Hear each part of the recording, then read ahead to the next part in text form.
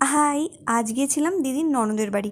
আর আমরা যাচ্ছি ইলেকট্রিক সিঁড়িতে, তবে জেঠু যেহেতু ভয় পায় তাই জেঠু এমনি সিঁড়ি দিয়ে উপরে আসছে। তোমাদের সাথে দিদির ননদের বাড়ি মানে ওই দিদির বাড়ির একটা ছোট রুম ট্যুর শেয়ার করছি। ওদের ঘরটা এমনিতে ভীষণ সুন্দর, তবে আমার সবথেকে সুন্দর লেগেছে এই বারান্দাটা।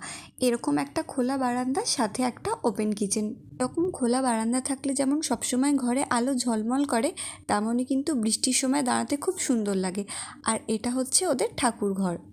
আর এই বাড়ির একটা সদস্য রয়েছে, তার নাম হচ্ছে জুনি। চলো তোমাদের সাথে ওর পরিচয় করাই। আচ্ছা, তোমরা কারা কারা ডগ লাভার কমেন্টে জানিও।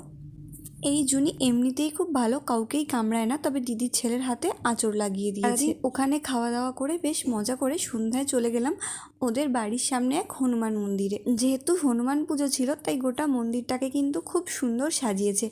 আর পুরো মন্দিরের ভিডিওটা নিতে পারলাম কারণ সব জায়গার ফটো তোলা বা ভিডিও করা মানা আছে। আচ্ছা, তোমাদের ভিডিওটা কেমন লাগে